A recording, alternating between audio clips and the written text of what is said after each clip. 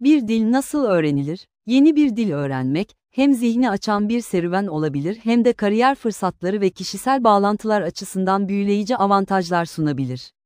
İşte dil öğrenme yolculuğunuzu daha etkili kılacak bazı stratejiler ve ipuçları, bir hedeflerinizi belirleyin. Yeni bir dil öğrenmeye adım atmadan önce, bu dili öğrenme nedeninizi belirlemek çok önemlidir. İş fırsatları, seyahat, akademik hedefler veya yalnızca kişisel ilgi, motivasyonunuzu canlı tutmanıza yardımcı olacaktır. Bir çalışma planı oluşturun. Yeni bir dil öğrenmek disiplin ve kararlılık gerektirir. Düzenli çalışma süreleri ayarlayın ve bu süreleri titizlikle takip edin.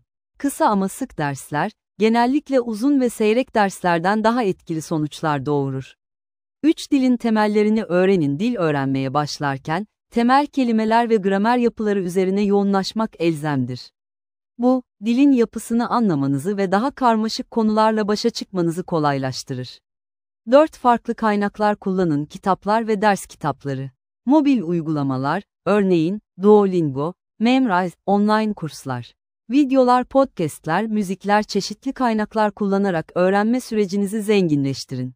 5 pratik yapın. Bir dili öğrenmenin en etkili yollarından biri konuşarak ve yazarak pratik yapmaktır.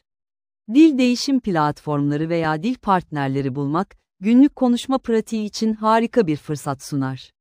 6 dinleme ve izleme alışkanlığı edinin. Filmler, diziler, radyo programları ve müzikler, dil öğrenme sürecinizi keyifli hale getirebilir. Kulak aşinalığı kazanmak ve telaffuzunuzu geliştirmek için dinleme ve izleme alışkanlığı geliştirin. 7 kültürel bağlamı anlayın. Bir dili tam anlamıyla kavrayabilmek için o dilin kültürel bağlamını da anlamak önemlidir. Kültürel farklılıklar, dilin kullanımını ve nüanslarını anlamanızı kolaylaştırır. 8 hatalardan korkmayın. Dil öğrenirken hata yapmak kaçınılmazdır. Hatalarınızı birer öğrenme fırsatı olarak görün ve cesurca pratik yapmaya devam edin. 9 sabırlı ve ısrarcı olun. Dil öğrenme süreci zaman alabilir ve sabır gerektirir. Motivasyonunuzu yüksek tutun ve düzenli çalışma disiplininizi koruyun. Yeni bir dil öğrenmek, zorlu ama aynı zamanda ödüllendirici bir yolculuktur. Yukarıdaki ipuçlarını takip ederek bu deneyimi daha